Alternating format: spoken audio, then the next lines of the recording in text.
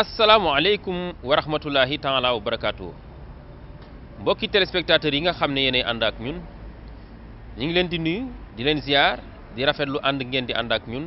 waaye nag di am mbégte ci fii ñu leen di nuyoo mu di dëkk bu sell bii di Touba. bu ñu nee Touba nag suñu xel dana dem ci ab communauté rurale am loolu nag tax na mbokk yi ñu fas yéene ñëw ak yéen ci liggéey bu yaatu boo xamante ne bii communauté rurale bu Touba moom moo ko def. ci njiitul président bi nga xamante ne bii moo di Serigne Abdou Lahad Ka ak ay conseillers am ndax umpalewu leen ne gannaaw bi ñu ko fi tegee ci ndigalu xalifa général kullu murid Cheikh Sidi Moukhtar te mu jaare woon ci Serigne Sidi Mbacke moom Serigne Abdou Lahad mi ngi doon jéem nag kéem kattanam ci lépp loo xamante ne bii dafa war njiitu communauté rurale ci dëkk ba mu jiite rawatina dëkk bu sell bi di Touba. xam ngeen ne ci at yële ñu génn am na ay liggéey yu ñu leen wanoon jëm ci wàllu wér-gu-yaram ci wàllu njàng ak njàngale ak fànn yu bëree bëri yoo xamante ne bii communauté rurale bu Touba daf ko defoon. am ci yoo xam ne nag dafa laajoon ñu topp ko ngir saytu yeggale bi nga xamante ne bii waroon na ko yeggale liggéey yooyu lu jëm ci fànn googu nag ak li nga xamante ne bii jot nañ ko cee def loolu mbokk yi kon ci la ñu fas yéene ànd ak yéen.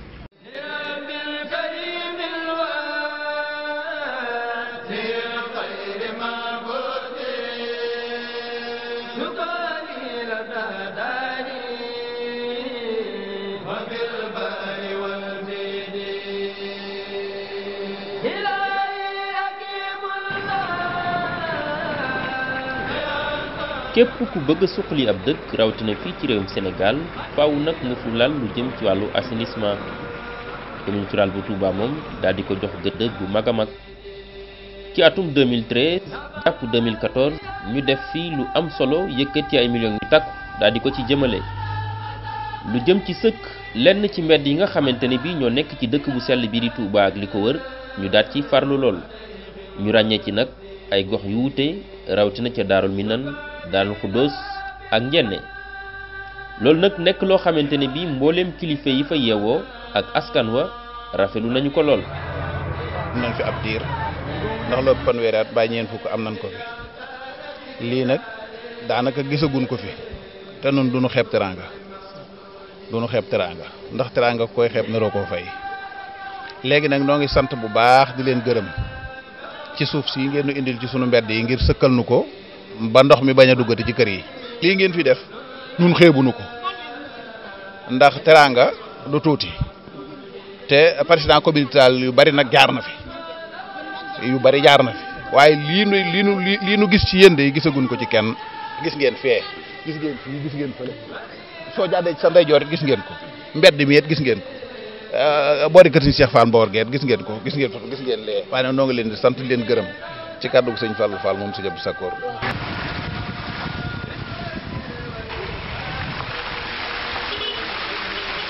comme fi ñu nekk nga xam ne ay jafe-jafe amoon na fi chef de kii yilimaan ji fi la dëkke woon xam ne bu masaan sebet du mën a dem ci jàkka ji ak yeneen yu béréb yu bare bari liñ ci gis daal mooy rafet na lool ñu ngi ci sant bu baax a baax a baax. waaw xam naa nag lu mel ni moom communauté rurale mi ngi koy jëkk def yàlla moom mi ngi koy jëkk def ginnaaw bi ñu santee ci turu sëñ Cheikh Ndiaye mi chef de village Darou Khoudoss ak sëñ Ahmadou Matar mi xalifa Darou Khoudoss di ñaan président Lahad Ka moo gën a dolli comme bi ñu ko santee ci turu ñooñu ba noppi moom ak équipe bi mu àndal ci liggéey bu rafet bi ñuy liggéey nag ñu ngi sant suñu mbokk yi nga xam ne ñoo ñu doon jàppale muy conseil yi nga xam ne ñoo nekk fii ku mel ne Mor Lo ak ñeneen ak Mor Fall Mbaye mi nga xam ne moo fi nekk di xaritu Lahad di ko jàppale ci yu bëree bëri.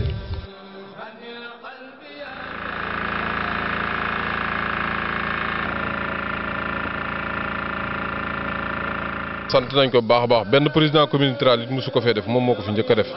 Njenne gépp it sant nañ ko ci baax a baax gërëm nañ ko ci surtout maa xalifa bi ci turu Sëñ Abdou Latif Jenn mi nga xam ne mooy xalifa bi Jenne taxawaay bi gis nañ ko wax dëgg yàlla Abdou Lahad Ka man xam naa ko nii taxul ma miinanteeg moom waaye ay jëfum moom gis naa ko ci dëkk bi yoo xam ni gis naa ni maanaam ko am volontaire ndax nag jekke moom bi mu nekkut président communauté rurale da daan jàpp ci dëkk bi kon ñu ngi leen ci sant bu baax a baax.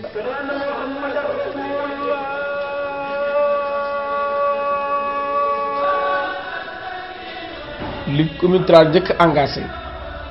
mooy fexe ba nga xam ne ndox mi bu tawatee danañ jël ay oto yoo xam ne ñooy vider quartier yi oto yoo xam ne ñooy vider mbedd yi oto yoo xam ne ñooy vider kër yi ba nit ñi mën a am sens mën a dem doxi seeni soxla ñuy ñaan rek li nga xamee ni ñoo dëkk fii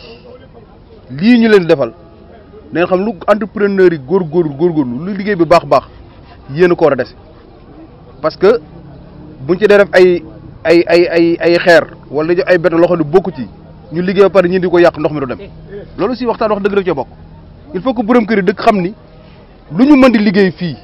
ba pare ñu wàññeeku dañuy sotti loo xam ne ay mbalit ay fosse parce que kii réseau pluvial la de fosse taxu koo jóg mbalit taxu koo jóg ndoxum taw moo ko tax a jóg kon képp koo xam ne dëkk nga fii liñ lay dañ defaat ñaan fi yeneen séance li ñu bëgg mooy nga taxaw ci sa waa kër ak njaboot gi ñu bañ ci def loo xam ne da koy saltel parce que bu fàttee rek ndox mi du dem vraiment li ñuy ñaan mooy ñëpp jàpp ci. bokk na ci liggéey communauté rurale bu Touba lenn ci barabu suturlukaay yi nga xamante ne bii ñoo nekkee ci dëkk bu sell bi di Touba moo xam ci garage yi wala bépp barab boo xamante ne bii mbooloo dafay daje saa su nekk ñuy dem di ko saytu ànd ak seeni auto vidange ci kaw loolu nag duñu dañ di yëkkati ay koppar yu takku di ko ci dugal moo xam mu jëm ci wàllu carburant wala sax boog ñi nga xamante ne bii ñoo yore daamar yi. màggal goo fi gis rek communauté rurale bi dana ci participer participation mooy la fa nekk ci kër ga ci aju ca borom kër ga ca màggal ga moo xam ay rakkam lañ ñëpp kenn ku ci nekk danañ la dem ci sa kër fa nga xam ne mooy sa foos ñu vidé ko ba mu set wecc. lu jëm ci wàllu wér-gu-yaram nguur gu Sénégal daal di ko dénk gox-goxaan yi loolu tax na communauté rurale bu Touba gannaaw jéego yu am solo yu mu def yëkkati ay millions yu takku defar ci ay barabu fajukaay ci ay gox yu wute ci dëkk bu sell bii di Touba lu ci mel ne Thiawène Touba Njaareem Guédé Bousso ak Soura daal dina nag yëkkatiwaat ay koppar yu takku war a toll ci ñaar fukki millions ak juróom daal di ci jënd ay jumtuwaay ngir askan yi mën koo jëfandikoo loolu nag tax na ñi nga xamante ne bi ñooy saytu wàllu wér-gu-yaram gi ci dëkk bu sell bi di Touba yëkkati ay kàddu ngir rafetlu ko waaye askan wi itam rafetlu nañu ko bu baax a baax.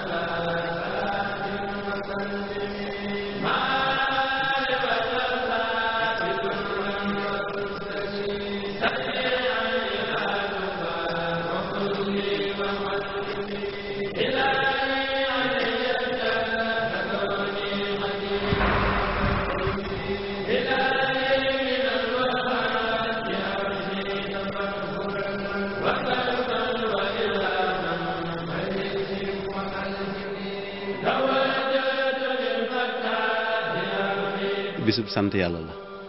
ndax moo tax ma jiital ko ci sama kàddu ci turu quartier bi yëpp waaye nag ci turu Touba yëpp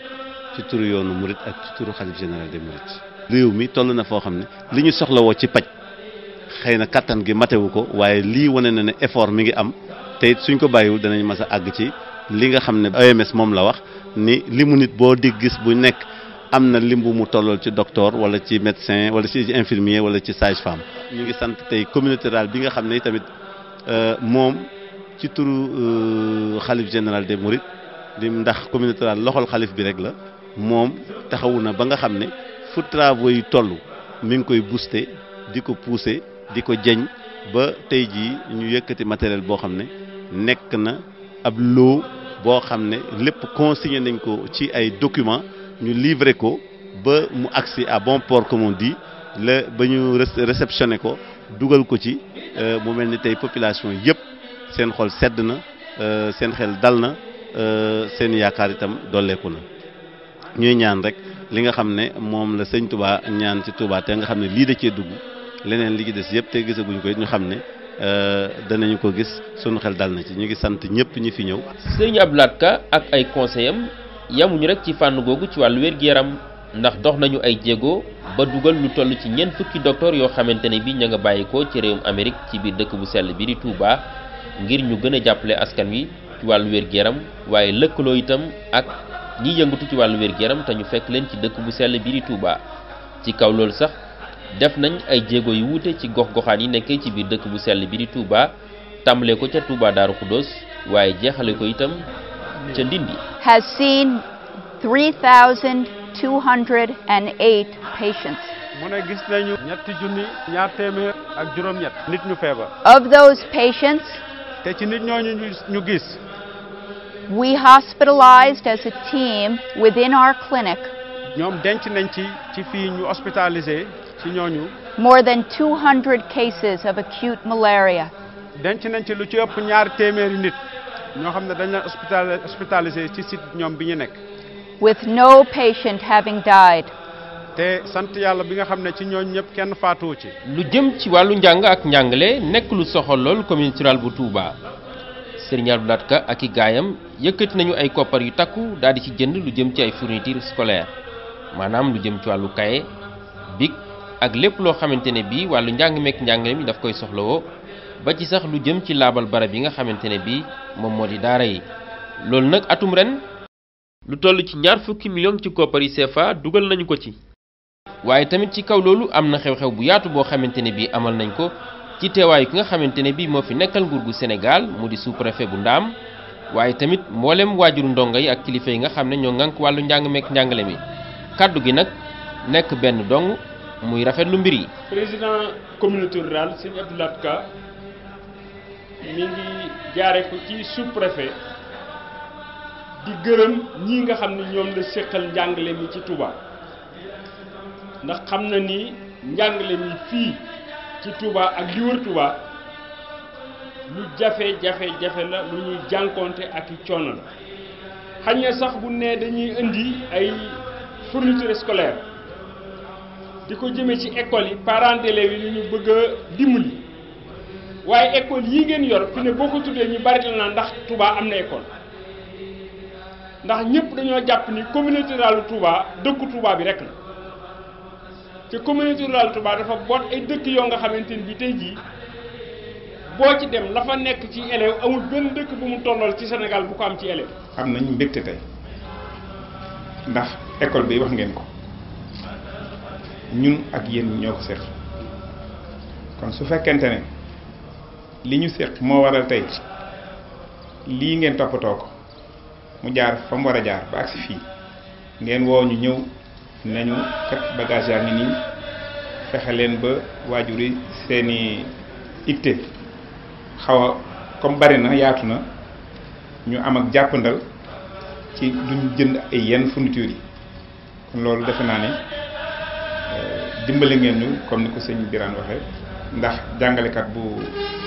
xale bi yorul bagage day am jafe-jafe waaye dimbali ngeen it parents d'élèves yi ndaxte war-war yi bari na loolu nag lu ñu mës di sàkku rek la lu ñu mës di bëgg la waaye nag ni mu xaw a jàppandale nii daaw ko demee loolu nag dinañ ciy sant président communauté rurale jërë ngeen jëf merci beaucoup. 2320 cahiers de 200 pages 4470 cahiers de 100 pages 9500 cahiers de 50 pages 13392 cahiers de 32 pages 5920 cahiers de 32 pages double ligne 1092 ardoises 250 boîtes de craie blanche lisse 250 boîtes de craie couleur lisse 9750 stylos bleus 96 compas pour mètre 100 équerres pour mètre 120 règles pour mètre. Pour les produits d'entretien, 720 bouteilles Madar petit modèle, 720 bouteilles de Grésil, 720 bouteilles d'eau de Javel, 30 seaux de ménage complet, 15 sacs d'omo de 10 kg chacun, 90 balais nylon, 90 racleurs et 1080 morceaux de savon. kaddu gi nag mun naa bañ a gudd càll la gi nga xamante ni moom moo tënk sama kaddu lépp cant la cant kese ndaxte tey ñun ñi nga xamante ni ñooy autorité yi ñànk njàngale bi ñu ngi sant bu baax a baax a baax parent d'élève bi nga xamante ni moo jur maanaam waajur bi mu ngi sant bu baax a baax a baax jàngalekat bi mu ngi sant élève bi ci boppam lu muy tuuti tuuti lu ko laal ci wàllu fourniture xam na li jóge ci waajuram xam na li jóge feneen kon nag ñëpp a ngi sant daan na am gaa ci li ma jot a dégg daan na xaw a teel waaye ni mu demee ren gëjoon na ne dem bi ma xoolee dayoo fourniture yi dama dem macha allah yal na leen yàlla yokk ndaam gépp yokk lépp li wër Touba njàngale mënu la bañ a jëm ci kanam ci fi ñu toll fii jàngalekat yi nag ginnaaw yàlla dafa def ñoom ñooy ñun ñi ñuy yónni ma leen di wax encore une fois bu cant boobu weesoo lépp ñaax day am ci biir bu fekkee dafa am programme gunge di la dimbale ngay def ay résultats mu dëgg ay jéegoom waaxu lool yokk ndimbalam yow it yokkal sa résultat kon nag na ngeen xam ne bu cant gi weesoo it yokk résultat la waa communauté rurale bi ki nga xamante ni moo nekk ci bopp bi di Serigne Abdou Lahad Ka maa ngi koy baamuwaat di ko waxaat di ko wax fépp fu ma ko war a waxee Serigne Moustapha Gueye nga xam ne moom la yàlla teg njàngaleem ci loxoom ma teewal ko fi tey mu ngi koy yónnee cant di ko yónnee ak ñëpp ñu mu nekkal ñëpp ñuy ñaan nag gis nañ ñi ngeen def ci fourniture ba toftal ci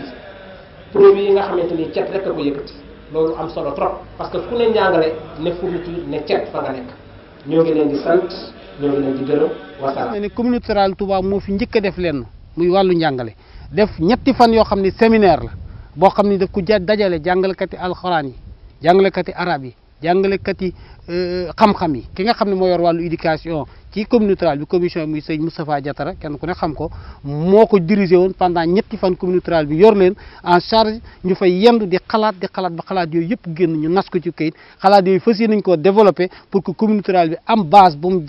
jàppale jàngalekati alxuraan yi jàngale jàppkati xam-xam yi majalis yi jàngalekat yi jàppale jàngkati arab yi loolu lépp nag pour mën a am statut boo xam ne dañ ci mën a taxaw gaaral ko état ba bu ëllëgee suñu budget bu génnee bu ñu ci jëlee dugal ko foofu ñu xam ne lii ñu def kat lii moo waral ñu teg nañ ko ci yoon. dëkk bu sell bi di Touba ci xayma yi ñu mujjee def lu ëpp million ak genn wàll ci ay doomu aadama ñoo fi yeewoo loolu nag bu ñu ko waxee daañu yittewoo lool wàllu kaaraange communauté rurale bu Touba dox ci ay jéego yu am solo Serigne Abdou Lahad Ka ak ay gaayam fexe nañu ba def benn poste de police bu yaatu foofule ca Touba Guy Mbind waaye tamit defal nañ ñi nga xamante ne bii ñoom ñoo di waa gendarmerie ab poste foofule ca Ndindi tollanti ko ca Touba Belel. liggéey bu yaatu boobu nga xam ni communauté rurale bu Touba def na ko ci wàllu kaaraange gi yëkkati na lu toll ci téeméer ak ñaar fukki millions ci koppari CFA daat ko ci dugal. xalif général kullu murid Cheikh Sidil Muxtaar yabaloon ndaw ci ndaje yi nga xamante ne bii moom la ñu doon amal ubbite gi daal dina rafet lu ni mel Serigne Cheikh Bara Lahad moo ko fa teewaloon. ñoo ngi gërëm bu baax Serigne Cheikhouna ak Serigne Maodo ñoom ñi fi teewal Serigne Sidi ndax Serigne Sidi Serigne bi dafa jël dëkk bi jox ko mu jël communauté rurale bi jox ko Abdou Lahad Ka muy seere cantam ci ñoom di leen xamal ne kenn ku ne ci ñoom li mu yëkkati woon jox ko la ca war lépp sëriñ baa ngi koy def Abdou Lahad Ka mi mu yëkkati communauté rurale bi jox ko itam li nga xam ne dafa war ci moom lépp mi ngi koy def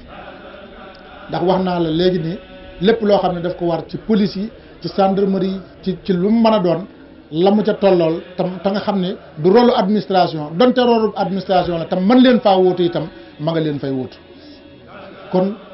ñoo ngi gërëm ñëpp di sant ñëpp. jéego yi nga xamante ne bii communauté rurale bu Touba def na ko jëmale ko ci wàllu kaaraange gi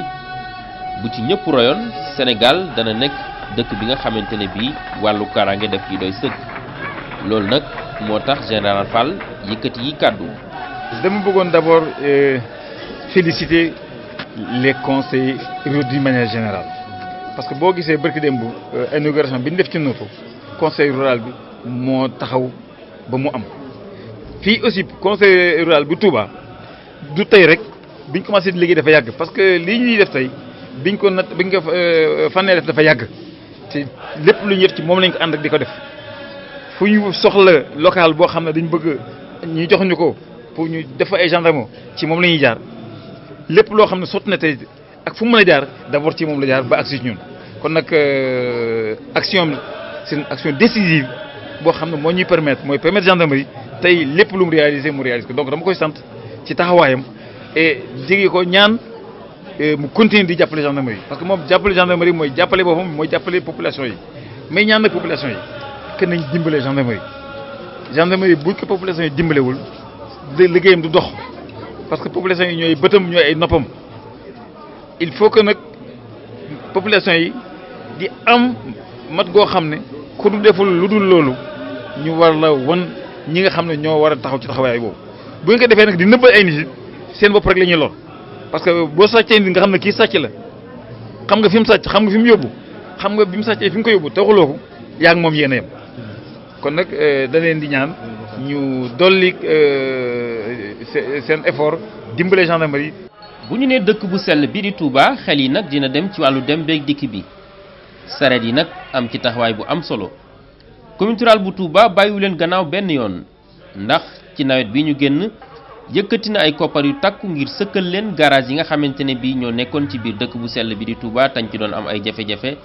waaye nag yemul foofu sax yëkkati na lu toll ci juróom-ñetti millions ci koppari CFA defaral leen ci ay barabu suturlukaay ngir rek gën a yombal seenu nekkin ci garage yi loolu nag ñu ràññee ci sax garage u Daara askan wi nga xamante ne bii ñoo séq liggéey bi nag rafetlu nañu ko lool. di santaat commune rurale bi ak conseil yi ci nekk yëpp ci taxaw bi ñu taxaw defal ñu ay toilettes yoo xam ne yu mucc ayib la taxaw googu ñu taxaw nag toujours ñu ngi leen ci sant di leen gërëm te di leen ñaan yàlla gën leen a dëgëral. communauté rurale bu Touba ci budget bi nga xamante ne bii moom la jëmale ci dëkk bu sell bi at mu jot dana fexe ba lu toll ci téeméer ak juróom fukki millions mu dugal ko ci wàllu mbalit mi di jëm ci wàllu carburant ngir jàppale oto yi waaye jëm itam ci ay jumtuwaay yoo xamante ne bii kuréel yi yëngu ci wàllu cet gi daañu ko soxlawoo. lu jëm ci màggalu Touba atum ren sax dugal nañ ci lu toll ak fukki millions jëm ci wàllu gasoil bi gannaaw ndigal li tukkee ci xalif général kullu murid ku wax dëkk bu sell bi di Touba xool itam ni muy màggee ba tax na saa su ne gox yi ñiy gën di yittewoo lu jëm ci wàllu courant communauté rurale bu Touba am taxawaay bu am solo boo xam ne nii door na benn projet bu mën a yóbbu courant ca Kéré Ndaw ak corniche su Daaru Muxti loolee nag donte ñi ngi waaj ngir yeggale ko dugal nañ ci lu toll ci ñaar téeméeri millions ci koppari CFA. communauté rurale bu Touba saa su ne muy wane passeefam ci ndigal yi nga xamante ne bii mooy bàyyi ko ci xalif général kullu murid gannaaw ndigal lu tukkee ci Cheikh Sidil Muxtaar Mbàkke jëm ci barab yu sell yi ñuy denc way dawlu yi lu toll ci fukki millions ak juróom-ñeent ci koppari CFA daal nañu koy jël defar ci aw yoon wu yaatu woo xamante ne bii latérite la ngir rek jëmale ko ci barab yu sell yi gën a yombal askan wi dem bi ak dikk bi rawatina ci barab yi. digal la loo xam ne jotoon nañ ko ci xalif général des Mourides mu waxoon ne dafa bëgg communauté rurale Touba defal ko rang ngir mu ñëw ba ci armeel yi ngir ñi nga xam ne ñu ngi fi indi ñu wujj seen borom jafe-jafe yi ñu doon am ci yoon bi dootuñu ko am. bi ñu déggee ndigal li lool rek ci le président bi daal di jóg daal ci taxaw ak conseil yi ñu daal di defar rang bi nga xam ne moom lañ gis boobu ak si fii bi ñu noppi itam. di defar fii néeg bi nga xam ne ci la gardien bi nga xam ne mooy war a yor fii ni di dëkk aussi yéen itam réhabilité defaraat itam yeneen tabax yi nga xam ne nekk nañ fi te ñu war koo defar. boo demee marché Ocass di ngeen ko gis ci biir bande bi pare na incha allah lu fekk fan ñu ñëw commune rurale bi dana ko inauguré loolu itam commune rurale bi moo ko pare loo xam ne jege na 160 millions wala lu ko toll loolu lépp moo ko pare defaraat marché bi kenn ku ne xam na ne Ocass dafa lakkoon waaye jël na xalaatam daal di koy defaraat loolu lépp nag ci xalaatu président bi Abdou Lahad Ka ak ñi mu àndal muy conseil yi ak ñëpp ndax loo man leen waay man rek ñam àndal staff bi muy nekkal ñoo ko ci jàppale ba mu war a man loolu. moom communauté rurale bu Touba ab taxawaayam yamul rek ci fànn yooyu waaye lu jëm ci wàllu càmm gi am na taxawaay bu am solo boo xamante ne bii def nañ ko ci lëkkaloo gu ñu lëkkaloo ak ñi nga xamante ne bii ñoom la ñu dénk wàllu élevage ci département bu Mbacké ay koppar yu takku saa su nekk duñu dañ di ko yëkkati ngir rek faagaagal dawkat yi nga xamante ne bi mën nañoo indi loraange waaye bépp xeetu liggéey boo xamante ne bi dana mën a tax ñu saytu ndawal gi ñuy jëfandikoo dugal nañ ci seen loxo. ngir gën a am ay leeral ci fànn googule Ndari Diop mi nga xam ne nii moo jiite kër gi saytu lépp lu jëm ci wàllu élevage ci département bu Mbacké indi na ci ay seere. société service bi action bi ci ëpp daanaka ci Touba la jëm ba ci loolu am na ay programme yoo xamante ni bii jot nañ ko exécuter ak ñoom bi may doore muy bon kaawu chien errant yi ak comité rural bi nga xamante ñun def nañ suñu expression de besoin jàpp nañ bu baax. boo jëlee opération daaw bi juste avant le magal jot nañ fa rey ñaar téeméeri xaj ak juróom 205 chiens fi mu nekk nii on est à 189 chiens ci deuxième opération bi te encore pare wuñu à chaque fois bu ñooy def opération ñoom ñooy jàppale ci appât yi jàppale ci carburant bi jàppale ñu également ci ñëw yaa quoi ak indemnité yi nga xamante ne bii moom la ñuy jàpp moom la ñuy fay manœuvre yi nga xam ne bii ñoo ñuy accompagner ak gas fosse yi ak ak essence bi pour incinérer chiens yi ñoom ñëpp ñoo ngi ko jàppale. bon bu ñu demee également ci beneen côté maanaam dafay day mel daal dafay taxawaayu ministère bi parce que suñu ministère bi suñu ministre bees bi ñëwee am na programme spécial boo xamante ne bii dafa concerner les infrastructures pastorales bokk na ci loolu parc à vaccination yi. conseil rural Touba Mosquée bu ñëwee daal di tabax installé ñetti parc à vaccination benn bi Nasrou Bogo benn bi Sorong Pël benn bi Wuro Diofo yaakaar naa ko ñooñu taxaw nañu taxawaayu ministère bi te bi ko ñetteel mooy abattoir bi nga xamante ni bii tamit bu bees la bi nga xam ne Afrique yëpp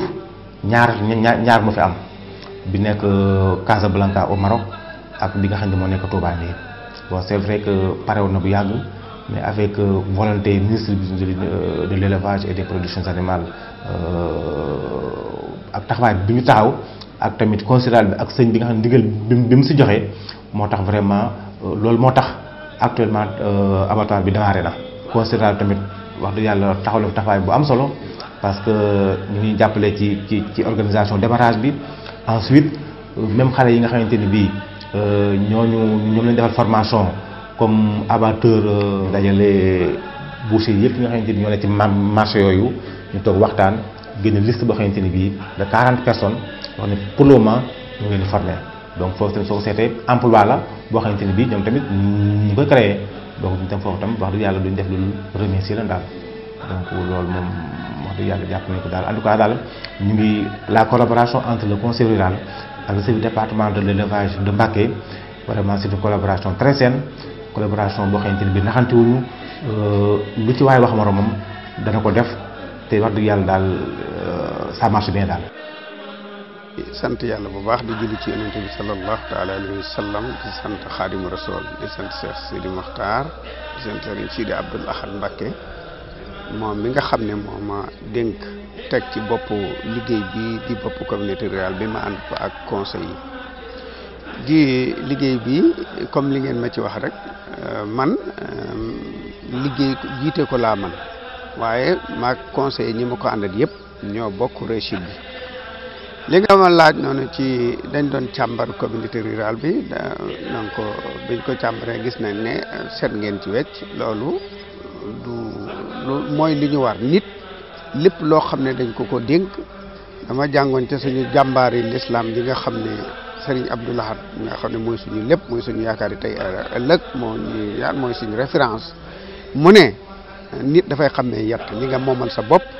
li nga sa yoon nekkut ak liñ la dénk ak li nga bonk ak nit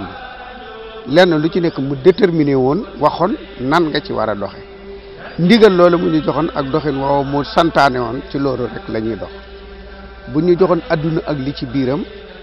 buñ ci loola la ñuy doxal suñ gisoon adduna ak li ci biiram ci yoon woowu la ñuy dox ànd ko ak vice président Serigne Sidi Abdou Aziz ak Serigne Mass Diop ak conseil yëpp ñi nga xam ne staff lañ boo xam ne nii tout le temps ñu ngi ci communauté rurale muy ku mel ni Alaaji Ndiaye ku mel ni Birane Gueye ku mel ni Moustapha Saw ku mel ni Abdourahmane ku mel ni docteur Silla administration bi secrétaire communautaire bi Thian secrétaire yi waa état civil donc waa Al et marché comptable ñëpp ñi nga xam ne personnel bi yëngu ci communauté rurale bi ak conseil yi ñu ngi leen ma di leen sant di leen gërëm ak personnel bi nga xam ne ñoo nekk ci assainissement ak ñi nga xam ne ñoo nekk ci nettoyage bi ñëpp kenn ku ci nekk jàpp ak service yi nga xam ne commission yi commission assainissement commission santé commission éducation commission jeunesse comme Morlo ñoom ñëpp saa bu liggéey taxawee rek jóg nañ di sant préfet de Mbacké mi nga xam ne mooy département bi di sant sous-préfet de Ndam di sant autorités yi nga xam ne mooy police ak gendarmerie ak sapeur pompier ak service de jeunes yi nga xam ne ñoo ànd liggéey bi ñëpp ñoo ngi leen di sant di leen gërëm parce que ak service vétérinaire bi nga xam ne def nañ liggéey bu am solo ci lépp loo xam ne yëngu na ci dëkk bi te ñu war ci intervenir suñu leen wooyee jox leen ay moyens ñu dem intervenir te nam gën a rafete ci ndigalal sëriñ bi di sant Cheikh Sidi Makhtar yàlla na fi yàgg te wér di sant sama sëriñ Sidi Abdoul Ahad mi nga xam ne yàlla na fi yàgg te wér te jox ma liggéey bi di sant bu baax a Cheikh Bassirou Abdou Khadir mi nga xam ne mooy porte parole yoonu murit te nga xam ne yàlla dogal ne lu bari ci liggéey bi mi ngi ciy jàpp jafe-jafe buñ ci am bu ñu ko waxee rek dana ko lijjanti ànd ko ak ñun guddi ak bëccëg suba ngoon mi ngi ci suñu wet lépp jafe-jafe bu ñu am mu taxaw ci wàll yëpp moom it di ko sant bu baax di ko gërëm di sant aussi comité de organisation bi nga xam ne ñoo ànd ci organisation bi ak préparation màggal gi te Serigne Ousmane Cheikh Bassirou Mbacké jiite ko te ñi ci Serigne Ousmane nekk ci ak Cheikh Abdou ñu ngi leen di sant bu baax di leen gërëm ci collaboration bu rafet bi ak liggéey bi nga xam ne ñun ñëpp ko ànd ñu di ci taxaw di ci ànd ci lépp loo xam ne luñ ci war a def la ñu ànd ci ak ñoom lépp loo xam ne lu ñu ci war a yëgal la ñu yëgal ñu ko ñu ànd ko ak ñoom di sant bu baax Serigne Cheikh Abdou Latif mi nga xam ne moo jiite woon mbale mi dëkk bi ak Baye Fall yi mu ko àndal ak murid yëpp di sant bu baax a baax ñoo xam ne faw ñu remercier leen muy regroupement safaru benn yi bi mbale mi ñëwee ñoom ñëpp ñu mobiliser benn yëpp maanaam jox ko sëriñ bi mo communauté rurale bi jël moyens yi nga xam ne ak carburant bi ci war a dem yëpp def ko ci ñu ànd ak taalibe yi seen Cheikh Abdou Latif jiite ko ak commission bi ànd ak Baye Fall yi ba dëkk bi mel nii tey yaakaar naa ne bu ñu doon seet ban dëkk moo gën a set ci Sénégal tey Touba moom la ñuy mooy exemplaire bi donc di sant bu baax waa dëkk bi nga xam ne population bi nga xam ne ñooy communauté rurale Touba sëriñ bi yëkkati ma teg ma ci bopp communauté rurale bi ma fi teg nag li ma fi tege mooy yittee askan bi ak seen bëgg-bëgg lépp lu ñu ci man ñu def ko lu ñu ci mënul ñu jéem ko la jàmbaar yi l'islam ja waxoon sëñ Abdou Lahad daf ne yàlla de bu la dogalee nga nekk ci kanam nit ñi te nga li la war mooy nangoo wuti te bu wutee nga am te boo ñëwee nangu koo séddale te gën caa mën koo muñ wala nga gën caa néewle loolu la ñuy yore mbooloo noonu la ñuy jiitee nit ñi loolee moo xam nag ci lañ fas yéenaa nekk lépp loo xam ne daal yittee askan wi la wala seen njariñ ci luñ xam ak luñ xamul wala seen bëgg-bëgg ci loo xam ne dëkk bi santaane na ko diine nangu na ko ñun loolu mooy suñu yitte loolu mooy suñu bëgg-bëgg maa ngi sant ñëpp di gërëm ñëpp asalaamaaleykum wa rahmatullahi taala wa barakaatu. jërëjëf kon mbokki téléspectateurs yi ñoo ko gisandoo ni ko olof yi waxee li duuf ci nag wi xajul ci cin li ba tax na foofu la ñuy yamani ak yéen tey jii waaye tamit umpalewu leen ne bëri na ay secteur wala ay xeeti liggéey yoo xamante ne bii communauté rurale bu Touba mi ngi ciy yëngu ngir jàppale askan wi nga xamante ne bii ñooy yeewoo ci biir dëkk bu sell bi di Touba rawatina itam ñi nga xamante ne bii état bu Sénégal moom moo ko dénk gox-goxaan yi loolu lépp kon gis nañ ko ci biir reportage bi mu am itam yeneen yoo xamante ne bii daañu leen ko gëstul ci jamono yi di ñëw ngir mën leen ko won ndax itam loolu nekk na lu am solo loo xamante ne bii baax na ci askan wi baax na itam ci waa communauté rurale ndax képp ki nga xamante ne bii dañu koo dénk mbir askan wa ko dénk war na saa su nekk lam ca def mu won leen ko fam ci yam itam mu waxtaanee ak ñoom lii bokk na ci li nga xamante ne bii moo waraloon gëstu bi ñu leen doon jagleel ci communauté rurale bu Touba di gërëm ñëpp ñi nga xamante ne bii ñoom lañ ci àndaloon Serigne Mor Fall Mbaye Serigne Bara Ndiaye ak ñëpp ñi nga xamante ne bii rek jàpp nañ ci liggéey ba mu mën a yemb ñu ngi leen di sant bu baax a baax di leen gërëm waaye tamit nag di leen dig daje ci beneen jataay ci beneen reportage wasalaamu aleykum wa rahmatullahi taala wa barakatuh